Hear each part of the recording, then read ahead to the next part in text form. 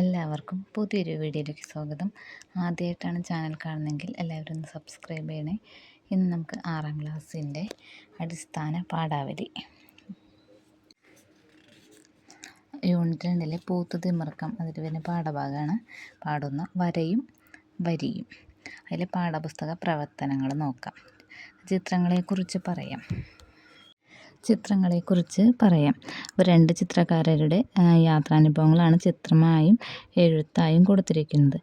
എഴുത്തിയതിനേക്കാൾ കൂടുതലായി ഈ രേഖാചിത്രങ്ങൾ എന്തെല്ലാം പറയുന്നുണ്ട്. അപ്പോൾ നമുക്ക് ഓരോരുത്തരും ചിത്രങ്ങളുടെ എങ്ങനെയാണെന്ന് നോക്കാം.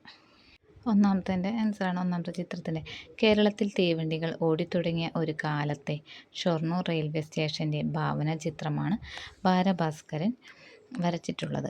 അക്കാലത്തെ പഴയ രീതിയിലുള്ള കെട്ടിടങ്ങളും ട്രോളി വണ്ടികളും ചുമട്ടുതൊഴിലാളികളും യാത്രക്കാരുമൊക്കെ ബാലഭാസ്കരൻ ചിത്രീകരിച്ചിട്ടുണ്ട്. ഏതു കാലവും ഭാവനയിൽ കാണാനും അത് പുനഃസൃഷ്ടിക്കാനുമുള്ള കലാകാരൻ്റെ കഴിവ് ഈ ചിത്രത്തിൽ തെളിഞ്ഞു കാണാം. അടുത്ത ചിത്രത്തിൻ്റെ മലയാളത്തിലെ മഹാനായ കാർട്ടൂണിസ്റ്റായിരുന്നു അബു അബ്രഹാം. ലളിതമായ വരകൾ കൊണ്ടും അദ്ദേഹം കോറിയിട്ട കാർട്ടൂണുകൾ ലോകപ്രശസ്തങ്ങളായി. അദ്ദേഹത്തിൻ്റെ കാശ്മീർ കാഴ്ചകൾ സീരീസിലെ ഒരു ഇങ്ക് ആൻഡ് പെൻ ചിത്രമാണിത്. കറുത്ത മഷി കൊണ്ട് വെള്ളപ്രതലത്തിൽ കോറിയിട്ട ലളിത വരകളാൽ മഞ്ഞു പുതഞ്ഞു കിടക്കുന്ന കാശ്മീർ താഴ്വരയെ അബ്രഹാം ഈ ചിത്രത്തിൽ മനോഹരമായി ദൃശ്യവൽക്കരിക്കുന്നു. മഞ്ഞിൽ പുതഞ്ഞ മരത്തിനു താഴെ വിശ്രമിക്കുന്ന ആട്ടിൻപറ്റവും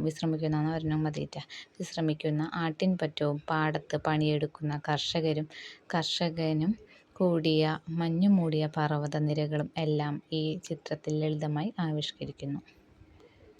ആദ്യമായി ഒരു കരിവണ്ട് നാട്ടിൻപുറത്തേക്ക് കടന്നു വരുമ്പോൾ ഉണ്ടാകുന്ന പ്രകമ്പനങ്ങളും മാറ്റങ്ങളുമാണ് വാക്കുകൾ കൊണ്ട് ഭാസ്കരൻ ചിത്രീകരിക്കുന്നത്.